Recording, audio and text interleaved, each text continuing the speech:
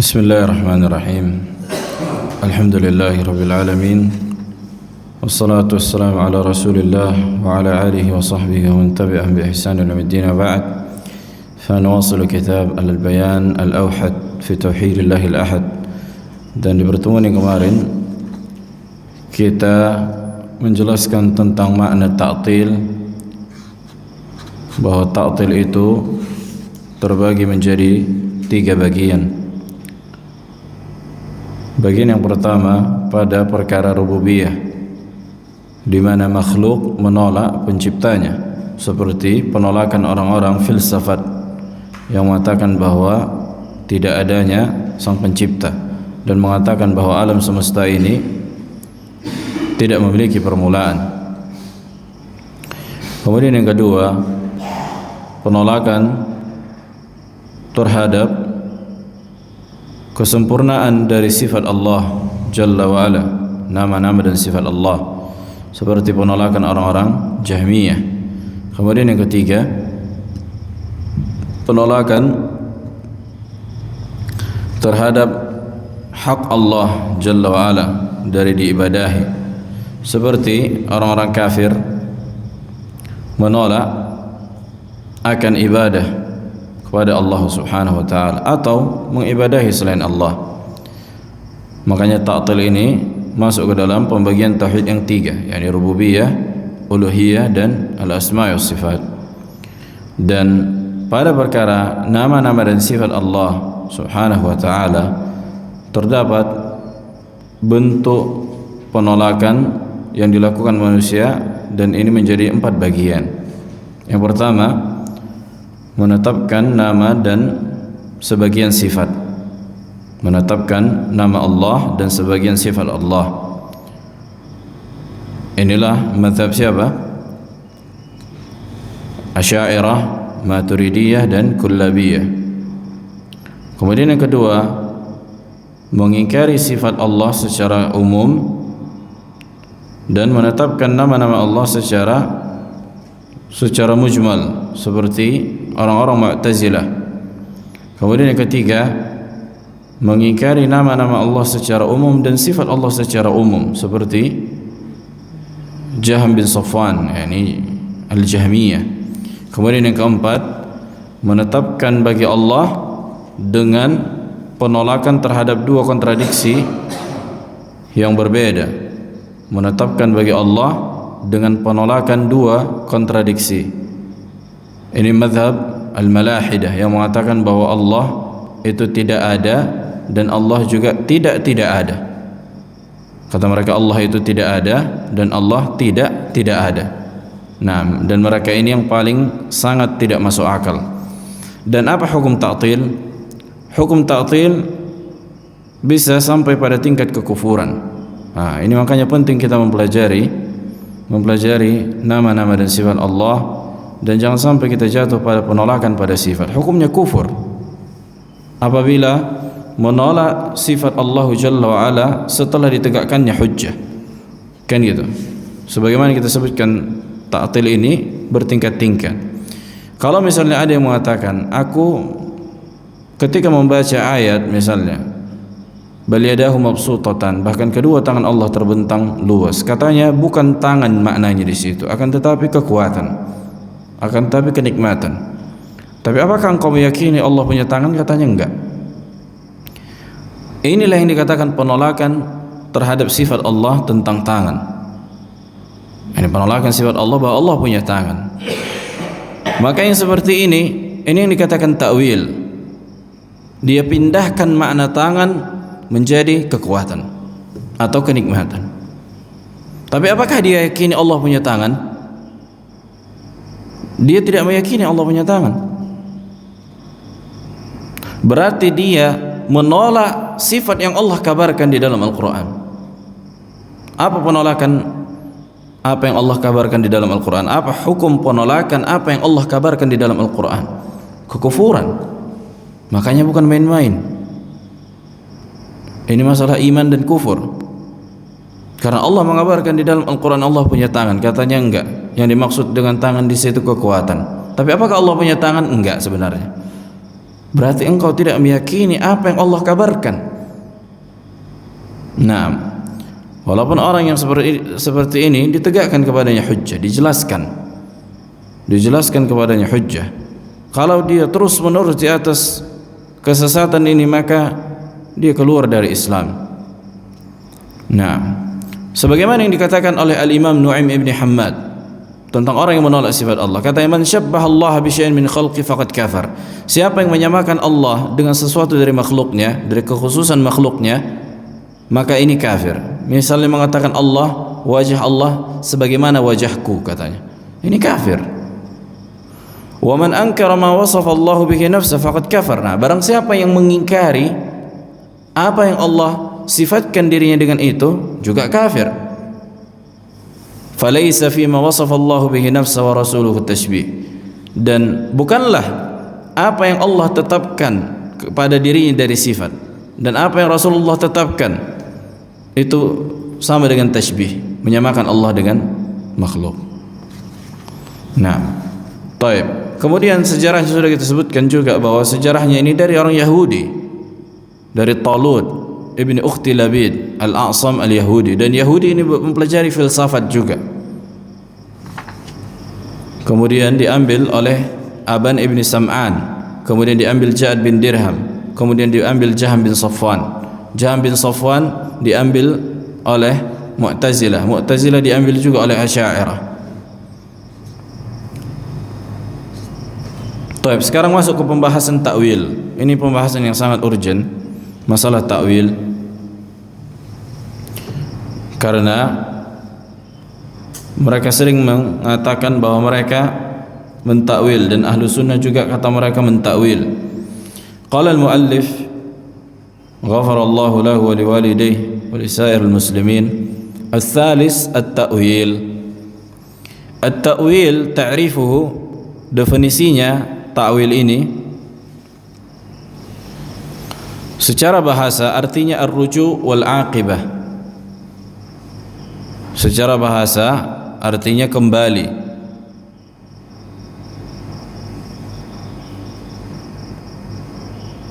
Sebagaimana yang disebutkan di kitab Tahdzib Al-Lughah.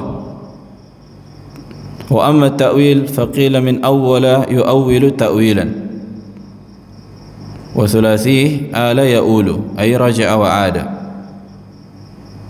Wa amma ta'wilul kalam, adapun ta'wil dari ucapan artinya ma ya'ulu ilaihi minal ma'na, apa yang kembali kepada hakikat dari makna. Adapun ta'wil secara istilah yutlaqu ala thalathati ma'anin, qala Syekhul Islam Ibn Taimiyah. Adapun secara istilah ta'wil itu mengandung 3 makna. Tuh, ta'wil itu mengandung 3 makna sebagaimana disebutkan Syekhul Islam Ibn Taimiyah rahimahullah. Yang pertama, ahaduha wa huwa istilah kathir min al-mutaakhirin min al-mutakallimin fil fiqh wa usuli. Dalam istilah para ahli kalam, yani para ahli ilmu kalam dan para usuliyin, yani orang-orang yang bergelut di ilmu usul fikih dan fikih. Ini yang pertama. Apa kata mereka? Anna at-ta'wil huwa sarful lafzi 'anil ihtimal ar-rajih ila al-ihtimal al-marjuh li dalilin yaqtarinu bihi. Memalingkan lafaz, yakni makna lafaz tentunya,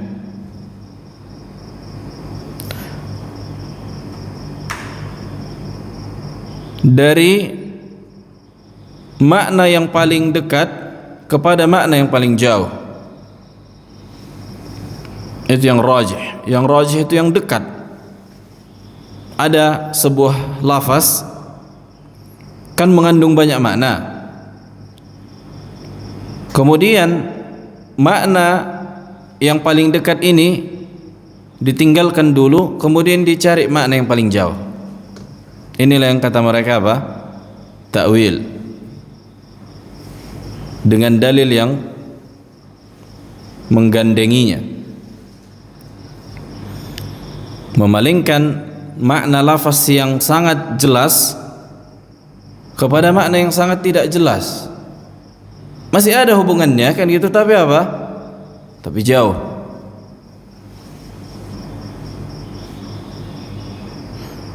Wa hadha huwa alladhi anahu aktharu man takallama min al-mutaakhirin fi ta'wil nusus as-sifat wa tarki ta'wiliha. Ini yang dimaksud oleh orang-orang mutaakhirin dari orang-orang yang menolak atau mentakwil sifat Allah. Wa qala al-Imam Ibn al-Qayyim rahimahullah, berkata al-Imam Ibn al-Qayyim, wa amma al-Mu'tazilah wal Jahmiyah, adapun Mu'tazilah dan Jahmiyah, wa ghairuhum min firaq al-mutakallimin, dan selain dari mereka dari orang-orang ahlul kalam, famuraduhum bit-ta'wil, kata mereka yang mereka maksud orang-orang ahlul kalam memaksudkan makna ta'wil sarful lafzi an zahirihi wa haqiqatihi ila majazihi wa ma yukhalifu zahirahu, wa hadha huwa syai' fi 'urf al-mutaakhirin min ahli al-usul wal fiqh, wa lihadha yaquluna at-ta'wil ala khilaf al-asl wa at-ta'wil yahtaju ila dalil. Kata beliau Ibnu Qayyim, makanya lihat, bagi ahlul kalam ta'wil itu memalingkan lafaz dari zahirnya, memalingkan lafaz dari zahirnya, dan menafsirkannya dengan majaz, memalingkan lafaz dari zahirnya dan hakikatnya dan menafsirkannya dengan majaz dan apa-apa yang menyelisih zahir. Apakah ini sesuai dengan penafsiran para salaf? Tentu ini tidak sesuai. Sudah kita bahas asar dari para salaf sangat banyak, dari al-Imam Sufyan ibn Uyainah, Sufyan al-Thawri, al-Imam Ahmad, al-Auza'i, al-Imam Malik ibn Anas, al-Imam Syafi'i,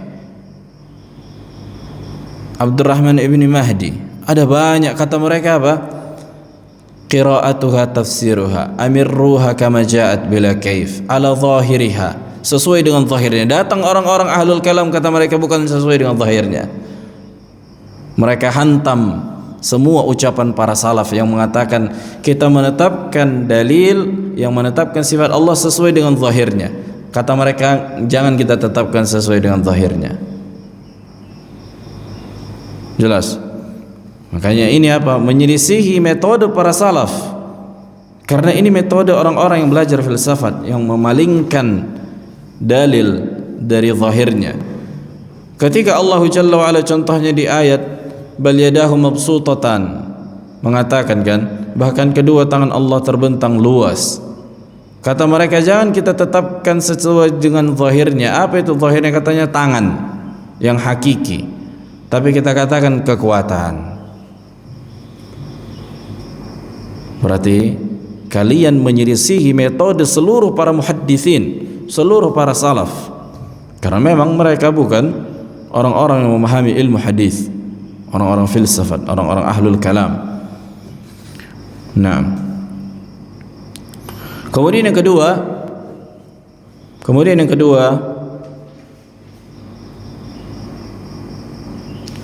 الثاني أن التأويل بمعنى التفسير, bahwa ta'wil ini maknanya apa? Tafsir.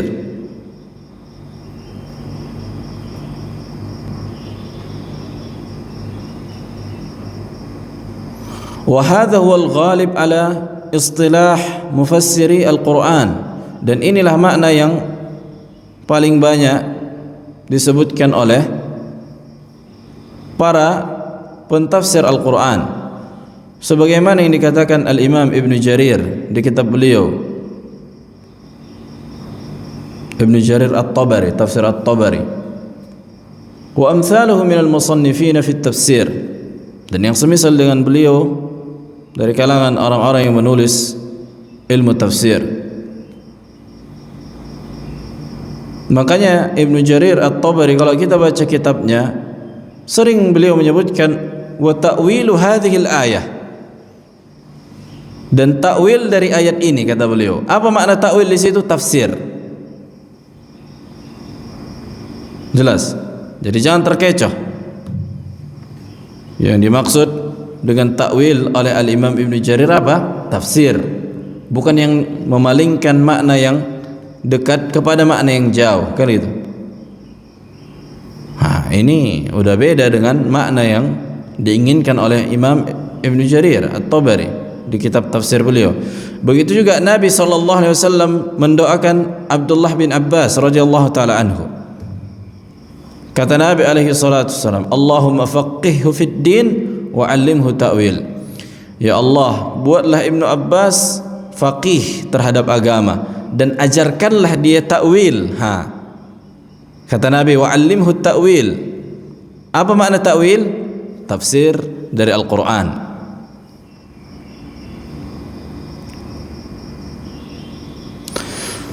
Apakah boleh kita menafsirkan Al-Quran?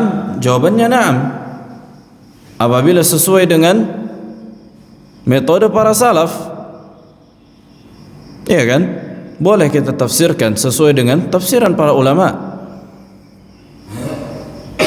bukan dengan tafsiran yang menyimpang.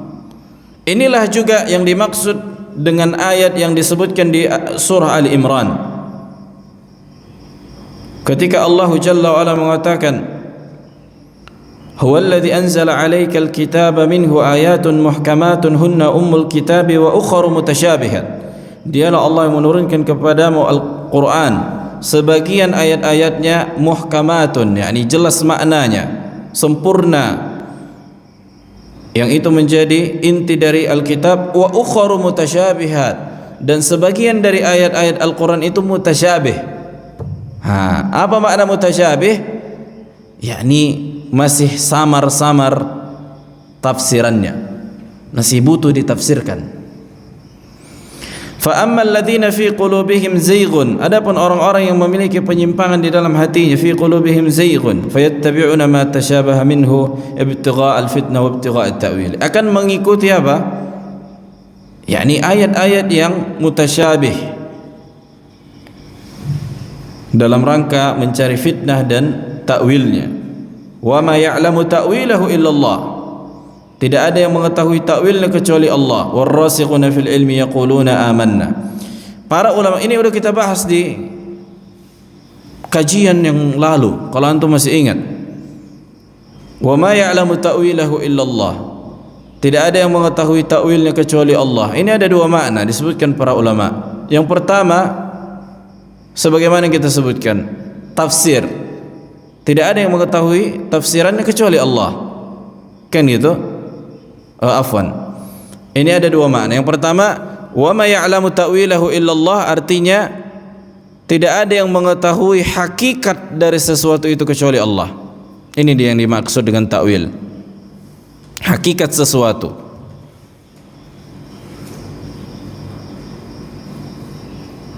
Kalau waqafnya itu berhentinya pada illallah, kan gitu. Wa ma ya'lamu ta'wilahu illallah, udah berhenti sampai di sini. Maka takwil maknanya hakikat dari sesuatu itu. Sebagaimana yang Allah sebutkan di dalam ayat yang lain, kata Allah apa? Hal yanzuruna illa ta'wilah.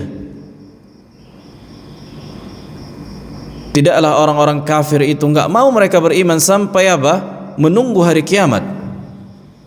Udah kiamat, udah terjadi, udah pecah langit dan bumi ini, baru mau mereka beriman. Yauma ya'ti ta'wiluhu. Ketika mereka melihat hakikat hari kiamat itu, baru mereka mengatakan apa? Kami beriman. Itu dia yang maksud dengan takwil, hakikat dari hari kiamat. Kan Allah menyebutkan kan di surah Al-Infitar tentang hancurnya langit dan bumi. Nah, jelas. Kemudian yang ketiga, makna yang ketiga dari makna takwil, min ma'ani ta'wil huwa al-haqiqah allati ya'ulu ilaiha al-kalam. Tuh hakikat dari kembalinya sebuah ucapan.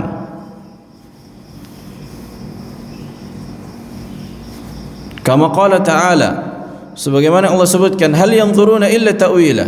Yani orang-orang kafir tidak mau beriman sampai mereka didatangi hari kiamat. Yauma ya'ti ta'wiluhu yaqulu alladhina nasuhu min qablu qad ja'at rusulu rabbina bil haqq. Lihat kata orang kafir, udah datang tanda-tanda hakikat dari hari kiamat. Berkatalah orang-orang yang melupakan peringatan sebelumnya, dan mereka berkata, oh iya ya, udah datangnya pula peringatan kepada kita, tapi kita lupakan. Botolnya rupanya yang dikatakan para rasul tuh ketika mereka melihat apa? Tanda-tanda hari kiamat, kan gitu. Allah Jalla wa'ala mengabarkan, begitu juga Nabi mengabarkan bahwa apa? Matahari terbit dari sebelah barat. Baru sebagian ada yang bertaubat, maka pada hari itu tidak diterima lagi apa? Taubat. Naam.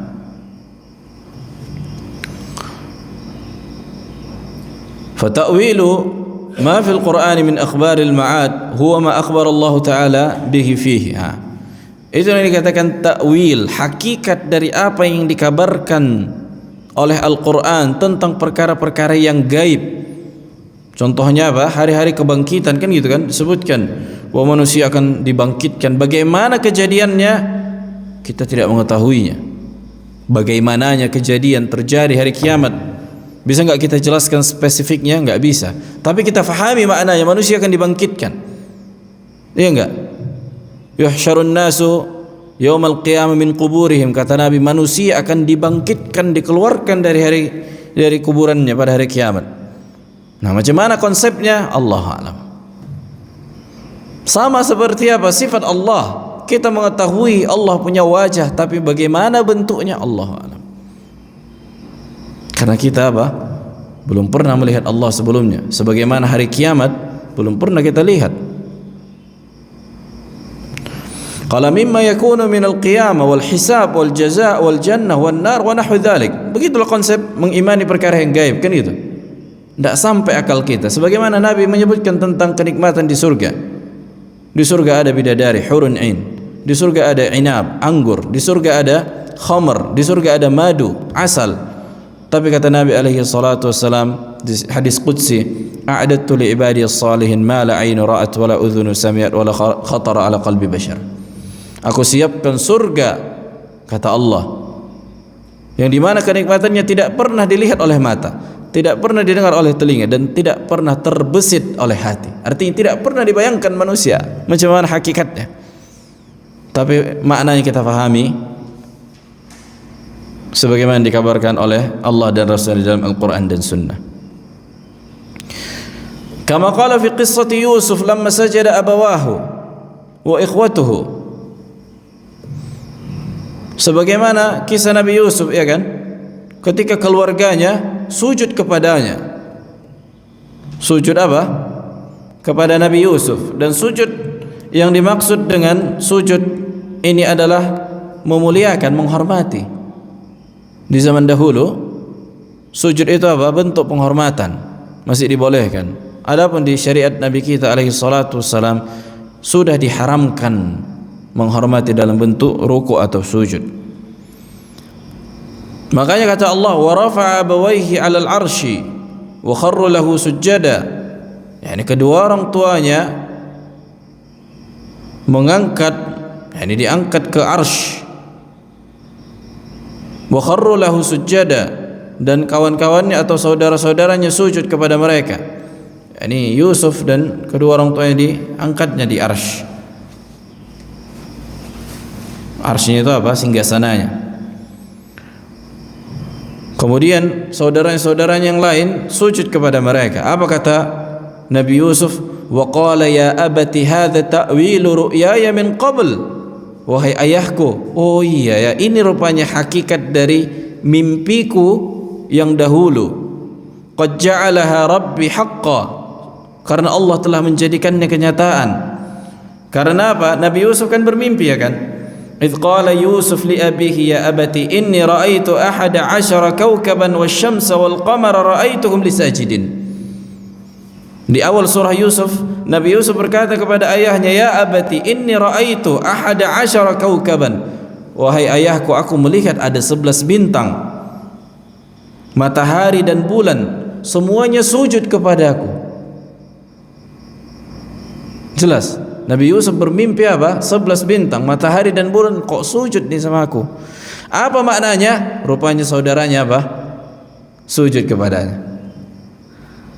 Ya abati, hadza ta'wilu ru'yaya min qabl. Oh, ini rupanya hakikat dari mimpiku itu. Hakikat sesuatu itu dikatakan ta'wil juga. Faja'ala 'ain ma wajada fil kharij huwa ta'wilur ru'ya, dan inilah hakikat dari apa? Hakikat dari mimpi Yusuf alaihi salam. Wa minhu qaul Aisyah radhiyallahu taala anha, di antara ucapan Aisyah, kana Nabi alaihi salatu wassalam yaqul fi ruku'ihi wa sujudi, bahwa Nabi alaihi salatu wassalam senantiasa mengucapkan di rukuk dan sujud, subhanallah, subhanaka Allahumma rabbana wa bihamdik Allahumma ighfirli.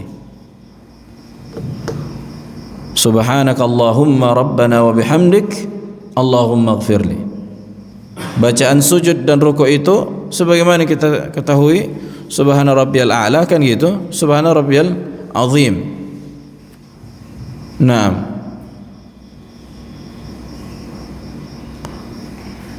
Nah, ketika ayat di surah An-Nasr turun, fasabbih bihamdi rabbika wastaghfirhu innahu kana tawwaba, maka bertasbihlah dan pujilah Rabbmu dan mintakanlah ampunan, sesungguhnya Allah Maha Pengampun. Tidaklah Nabi alaihi salatu wassalam setelah ayat ini turun kecuali senantiasa membaca doa ini, subhanakallahumma rabbana wa bihamdika Allahumma ighfirli. Maha suci Engkau ya Allah, dan aku memujimu, dan ampunilah dosaku. Makanya ini pun yang senantiasa ana amalkan ketika rukuk dan sujud, membaca doa ini. Dan ini dikeluarkan oleh Imam Bukhari, kan gitu. Boleh ketika rukuk subhana rabbiyal a'la, subhana rabbiyal azim, ketika sujud subhana rabbiyal a'la. Tapi boleh juga ini. Tapi mana yang lebih afdal? Ini yang lebih afdal, karena ini yang senantiasa diamalkan Nabi setelah ayat di surah An-Nasr turun, fasabbih bihamdi rabbika wastaghfirhu innahu kana tawwaba, karena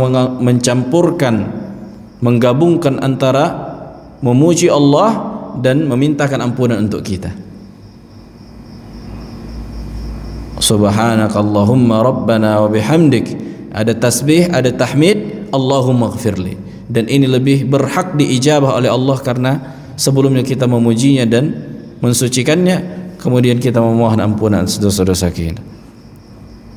Nah, kemudian aqsamut ta'wil, pembagian ta'wil terbagi menjadi dua, terbagi menjadi sahih wa fasid, yakni benar dan rusak. Ta'wil fasid,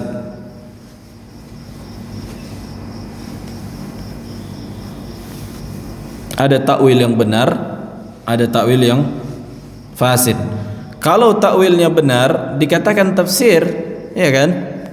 Kalau ta'wilnya salah ini dikatakan ta'til atau penafsiran yang salah sesuai dengan penyimpangannya atau kesalahannya. Ada yang sampai tingkat kekufuran, ada yang sampai tingkat kefasikan. Qala Ibnu Al-Qayyim rahimahullah, berkata Imam Ibnu Al-Qayyim, fa ta'wilul ladzi yuwafiq ma dallat alaihi an-nusus wa ja'at bihi as-sunnah wa yutabiquha huwa at-ta'wil as-sahih. Kata beliau, takwil yang sesuai dengan dalil, lihat, yang sesuai dengan dalil yang datang dari sunnah,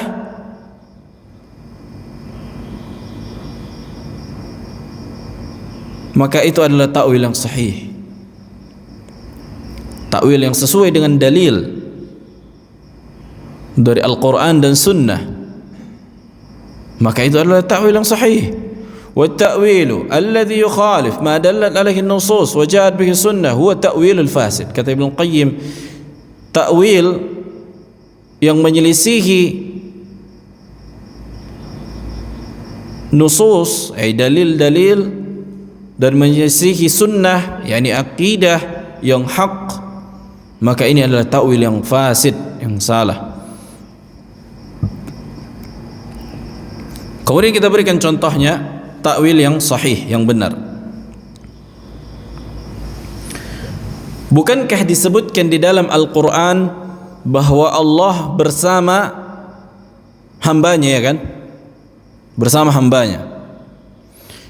Di antara yang disebutkan di surah Al-Hadid, huwallazi khalaqas samawati wal ard, dialah Allah yang menciptakan langit dan bumi, fi sittati ayyamin, pada 6 masa. Thumma istawa 'alal arsy, kemudian Allah istiwa, meninggi di atas arsy.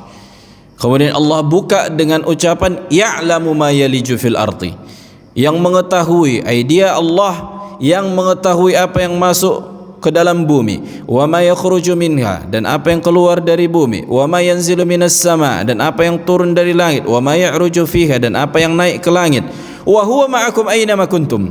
Lihat, dan dia Allah bersama kalian di mana saja kalian berada. Aina ma kuntum wallahu bima ta'maluna basir, dan Allah Maha mengetahui apa yang kalian dan Allah Maha melihat apa yang kalian lakukan. Para ulama menafsirkan kebersamaan ini dengan kebersamaan ilmu.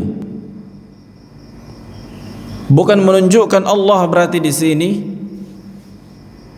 karena kita di sini, Allah di sini. Enggak, Allah di atas langit. Akan tetapi mengetahui seluruh tempat yang ada di alam semesta ini. Dan kebersamaan bukan berarti menunjukkan menempelnya antara satu zat dengan zat yang lain. Tidak harus zatnya Allah menyatu dengan makhluknya baru dikatakan bersama, tidak. Secara bahasa Arab, sebagaimana dikatakan dalam bahasa Arab, mazilna nasir wal qamaru ma'ana, kita senantiasa berjalan dan bulan yang di atas kita itu senantiasa di atas bersama kita juga, kan gitu. Tapi apakah bulan itu harus menempel dengan badan kita dulu baru kita katakan bersama? Tidak, dia berada di posisinya yang tinggi, kita di bawah, kita berjalan, tapi dia apa? Masih bersama kita. Ke Medan kita, ini juga bulan di Kota Pinang tuh. Ke Bandung kita, dia juga bulan tuh, kan gitu. Hah? Iya kan, bersama dia kita, bulan ini bersama kita. Kemanapun kita selama malam tentunya, kecuali siang tidak nampak lagi dia.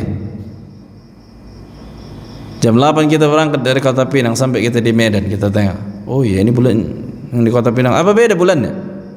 Itu juga kan. Di jalan kita tengok, kita perhatikan, bersama kita. Nah, begitulah konsep kebersamaan itu juga. Allah Jalla wa'ala di atas seluruh makhluknya, tapi Allah melihat kita, mengetahui kita di mana. Kebersamaan apa? Secara umum. Begitu juga Allah bersama dengan orang-orang kafir, memperhatikan orang kafir, mengetahui orang kafir, melihat orang kafir, menguasai orang-orang kafir. Ada kebersamaan yang sifatnya khusus. Innallaha ma'al ladzina ittaqaw wal ladzina hum muhsinun. Sesungguhnya Allah bersama orang-orang yang bertakwa. Artinya kebersamaan yang senantiasa Allah tolong. Kan gitu. Ini maknanya.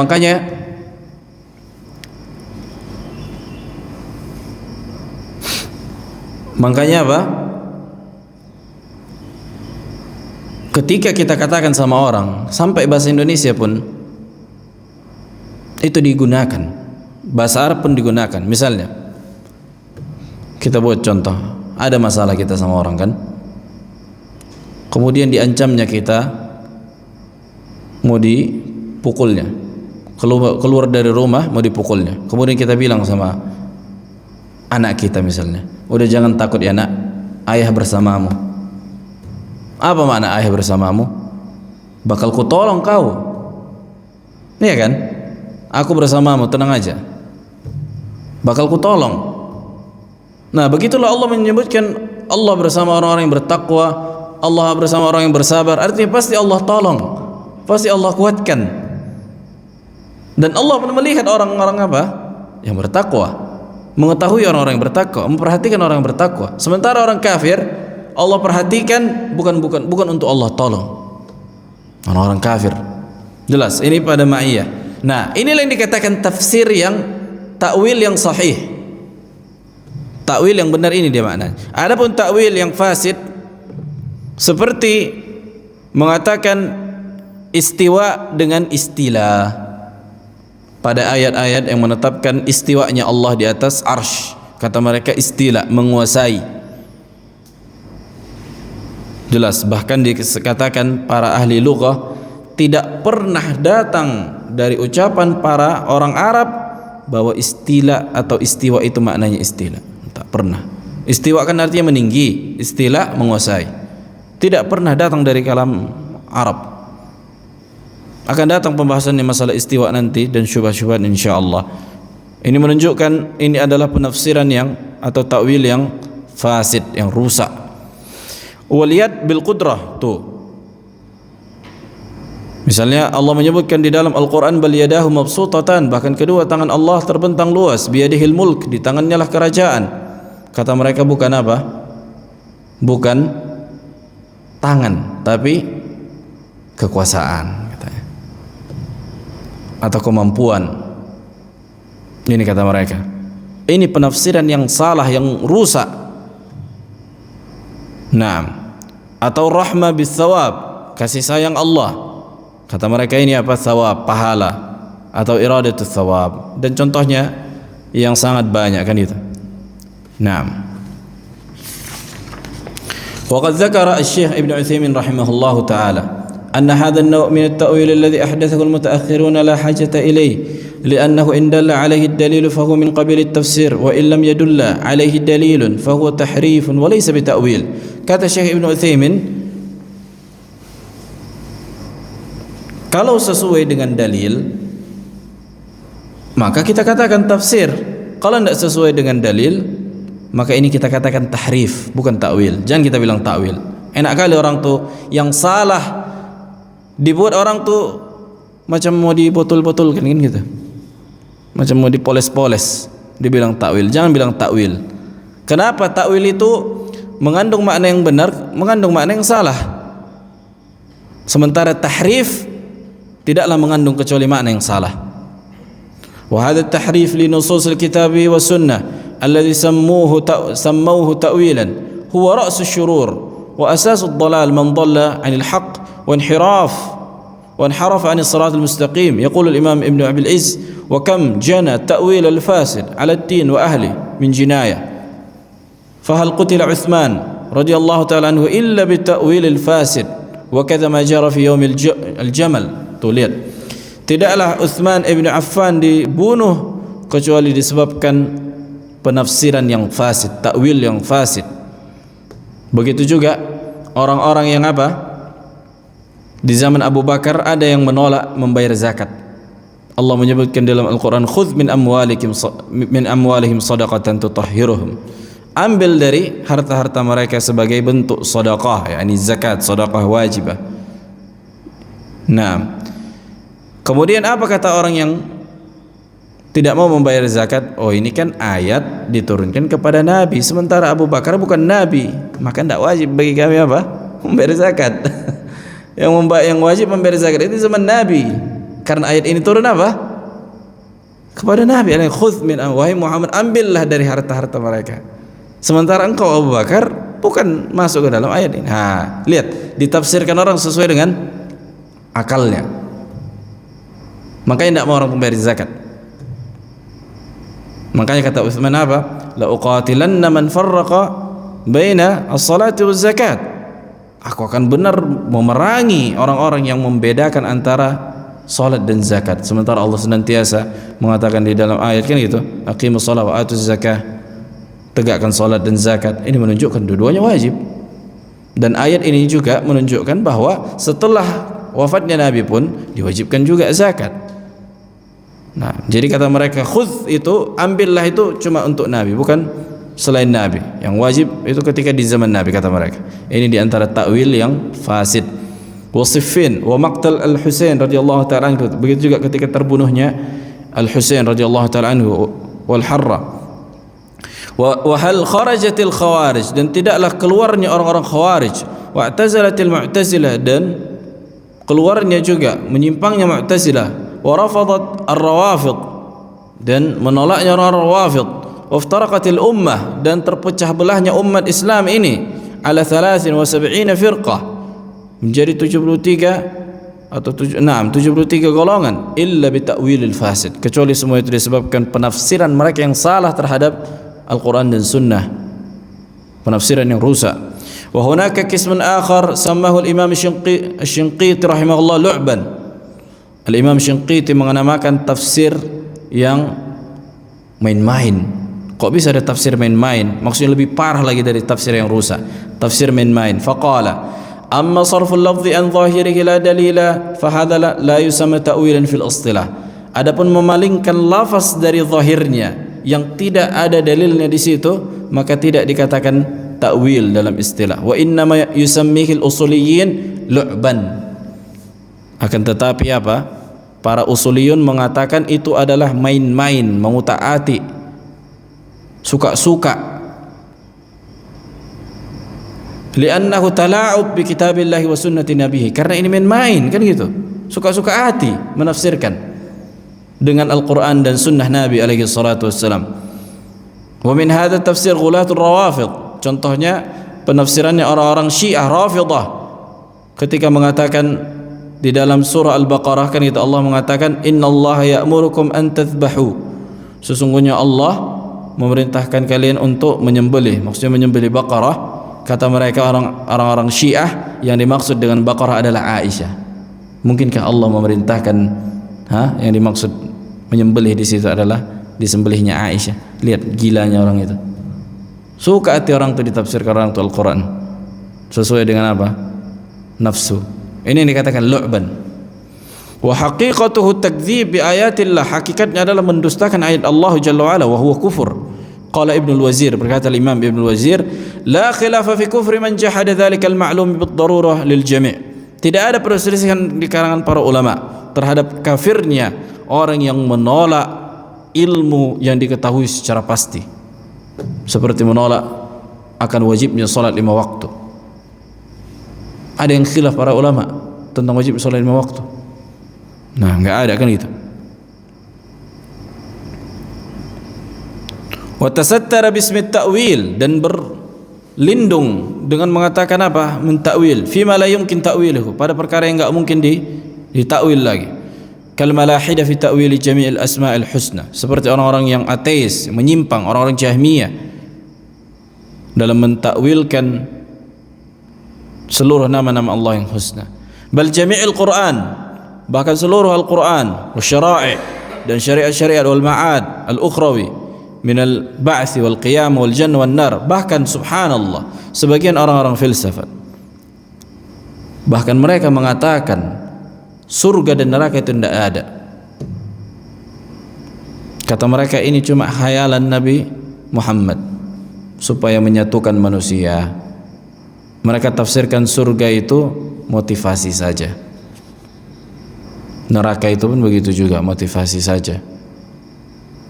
Lihat, sampai kayak gitu mereka. Karena apa?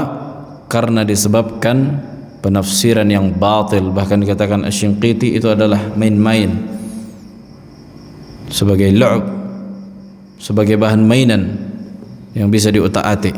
Sementara ayat-ayat Allah dan hadis-hadis Nabi bukan untuk diutak-atik, kan itu. Akan tetapi ditafsirkan sesuai dengan penafsiran para salaf.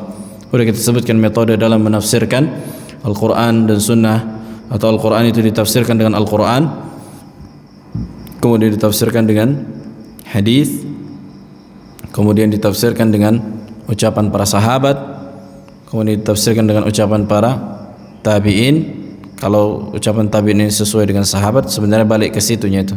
Kemudian ditafsirkan dengan bahasa Arab, karena Al-Quran diturunkan dengan bahasa Arab. Adapun selain ini, menafsirkan Al-Quran dengan akal dan itu tidak sesuai dengan dalil, maka ini bentuk mengutak-atik ayat-ayat Allah. Nah, maka ini antara bentuk tafsiran yang batil, cocokologi. Apa cocokologi yang dilakukan sebagian dai-dai yang menyimpang? Misalnya mengatakan Al-Quran surah ini sekian ayatnya sekian, ini menunjukkan tanggal segini, mencocokkan apa? Nomor-nomor ayat dengan kejadian-kejadian tanggal. Ini diantara kebid'ahan dan penafsiran yang batil. Sering itu orang-orang ustad-ustad akhir zaman kan gitu. Oh nanti tanggal sekian nanti bakal begini, mencocokkan dengan kejadian dengan tanggal. Apa hubungannya? Tidak pernah kita dapatkan Nabi menafsirkan, karena zaman dulu nggak ada nomor-nomor ayat. Zaman dulu nggak ada nomor ayat sebagaimana yang sekarang. Karena di zaman Nabi SAW syariat itu apa? Maksudnya di awal-awal kan belum turun sempurna apa ini Al-Quran ini. Karena Al-Quran itu kadang turun di awal, pertengahan, di akhir. Nah, jadi penomoran itu datang setelahnya. Dan ini bukan bid'ah tentunya. Sama seperti mengumpulkan mushaf, apakah bid'ah? Bukan bid'ah. Itu nomornya itu tauqifiyah, ayat-ayatnya itu, susunannya itu. Akan tetapi bentuk penomorannya itu, ditulisnya itu, orang mushafnya sendiri pun belumnya ditulis di zaman Nabi SAW, dikumpulkan rapi. Nah, tapi intinya itu tadi, takwil itu kita sebutkan tadi ada 3 makna. Yang pertama apa? Sarful lafz an zahirihi ila min ma'na ar-raji ila al-ma'na al-marjuh li dalilin yaqtarin bihi. Memalingkan lafaz dari yang zahir, dari yang dekat, yang jelas kepada yang jauh, tapi dengan dalil. Kalau dalilnya benar, kita katakan ini tafsir, kita katakan ini takwil yang benar. Tapi kalau dalilnya salah, tidak sesuai dengan bahasa, ini yang dikatakan takwil fasid. Seperti mengatakan apa? Allah memiliki tangan, bukan tangan maknanya, tapi kekuatan. Mengatakan istiwanya Allah di atas arsy, bukan istiwa tapi istila, menguasai. Nah, ini takwil, tafsir yang fasid, yang rusak. Kemudian yang kedua, tafsir secara umum kan gitu. Kita katakan tafsir sebagaimana ucapan Ibnu Jarir At-Tabari di kitab tafsir beliau itu, wa ta'wilu hadhil ayah, kata beliau, dan takwil tafsir ayat ini. Nabi alaihi salatu wasallam juga mengatakan, ya kan, Allahumma faqihhu fid din wa 'allimhu ta'wil, kepada Ibnu Abbas mendoakannya. Begitu juga di surah Ali Imran, wa ma ya'lamu ta'wilahu illallah warrasikhuna fil ilm, dan tidak ada yang mengetahui tafsirnya kecuali Allah dan orang-orang yang kokoh di dalam keilmuan. Maksudnya tafsir dari Al-Qur'an. Nah, karena apakah semua sahabat mengetahui makna di dalam Al-Qur'an? Bukan maksudnya maknanya, hakikatnya, makna yang benar. Bukankah ketika Allah menyebutkan alladzina amanu wa lam yalbisu imanahum bidzulmin ulaika lahumul amnu wa hum muhtadun, mereka lah orang-orang yang tidak mencampurkan keimanan dengan kezaliman, akan mendapatkan keamanan dan diberikan hidayah. Kemudian apa kata para sahabat? Ya Rasulullah, siapa yang tidak menzalimi dirinya? Berarti tidak dapat kita lagi keamanan di dunia dan hidayah. Kan kata para sahabat, siapa yang tidak menzalimi dirinya? Ma minna illa qad zalama nafsah. Apa kata Nabi alaihi salatu wasallam? Laisal amr kama tadhunnun. Bukan itu tafsirannya. Bukan itu tafsirannya. Bukan zalim di situ kita zalimi diri-diri kita dengan berbuat dosa. Tapi zalim itu kita zalimi diri kita dengan melakukan kesyirikan. Ala tasma' ila qauli abdin salih. Bukankah kalian mendengar Luqman di ayat yang lain di surah Luqman? Ya bunayya la tusyrik billah inna syirka la zulmun azim. Wahai anakku, janganlah engkau melakukan kesyirikan, karena kesyirikan kezaliman yang paling besar. Yang dimaksud dengan ayat adalah kesyirikan, bukan dosa-dosa. Walaupun kita katakan dosa-dosa juga di antara kezaliman, tapi yang dimaksud zalim di situ adalah dosa yang paling besar. Itu apa? Syirik. Adapun dosa kecil atau dosa besar selain dari syirik, siapa yang tidak pernah melakukannya, kan gitu. Itu tabiat manusia. Tapi dengan itu seorang bertaubat, meminta ampunan kepada Allah. Tapi kalau syirik, mati, udah tidak lagi ada ampuni. Sebagaimana Allah katakan, innallaha la yaghfiru an yushraka bih wa yaghfiru ma duna dzalika liman yasha. Naam. Ada pertanyaan? Abu Rashid.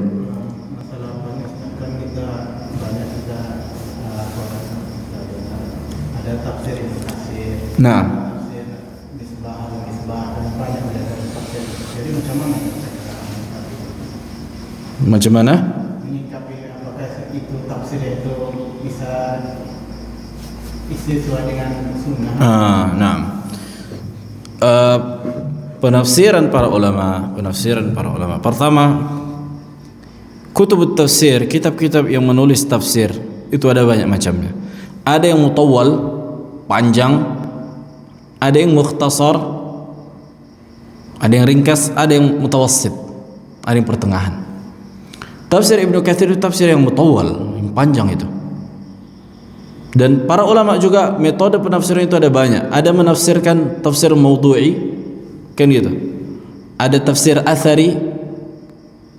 Ya ini contohnya konteksnya misalnya apa? Dia menafsirkan secara konteks. Nah, tapi berdasarkan ijtihadnya. Lihat, para ulama biasanya menafsirkan biasanya dengan ijtihad. Makanya nggak boleh bersandar hanya dengan satu tafsir. Tidak boleh bersandar hanya dengan satu tafsir. Apalagi yang menafsirkan itu tidak menyebutkan tafsiran yang lain atau dalilnya. Kenapa? Karena manusia itu tidak ada yang sempurna, kan gitu, bisa jadi salah memahami. Mungkin kita tidak mengatakan semua para ulama itu apa? Sempurna dari kesalahan. Ulama Ahlussunnah na'am, tidak. Kita katakan semuanya sempurna dari kesalahan. Wah, berat, ada saja itu yang salahnya. Makanya jangan bersandar hanya pada satu. Tapi juga yang lebih diperhatikan lagi, jangan sampai juga membaca tafsir-tafsir yang memang orang akidahnya menyimpang. Seperti tafsir Jalalain misalnya. Kalau orang yang tidak paham akidah, khawatirnya apa? Kena syubhat, karena dia menafsirkan ayat-ayat di situ, mentakwilnya, mentahrifnya, mengatakan tangan di situ qudrah, nikmah, istiwa, istilah. Karena apa? Yang menafsirkannya ini berpahaman Asy'ariyah. Tafsir Ar-Razi misalnya, Ar-Razi Asy'ariyah. Habislah udah digorengnya semua ayat-ayat yang menetapkan sifat Allah, istiwa, wajah, tangan, habis dipalingkannya semua itu kita baca. Ya jangan, kan gitu. Maka diperhatikan orangnya. Kalau tafsir sekarang ada banyak yang ahlu sunnah, seperti Al-Imam As-Sa'di, tafsir As-Sa'di, terjemahannya mungkin udah ada kan bahasa Indonesia. Ibnu Katsir juga bagus, tapi panjang dia, karena Ibnu Katsir ini kuat juga dalam ilmu hadis. Dia menjelaskan juga misalnya datangkannya dalil, kemudian dibahasnya tentang yang meriwayatkan dalil, panjang. Nah, begitu juga Al-Imam At-Tabari, disebutkan Ibnu Jarir At-Tabari ini juga bagus, tapi panjang. Nah, kalau kuat nafas kita baca yang panjang-panjang silahkan. Nah,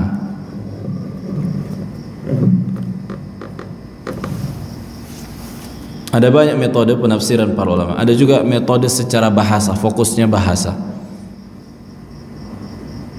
Karena itu tadi disebutkan bahwa Al-Quran ditafsirkan dengan Al-Quran juga, dengan sunnah, dengan ucapan sahabat apabila sahih ucapannya. Kemudian secara bahasa Arab, karena Al-Quran diturunkan dengan bahasa Arab. Nah, subhanakallah bihamdika asyhadu an la ilaha illa anta astaghfiruka wa atubu ilaik.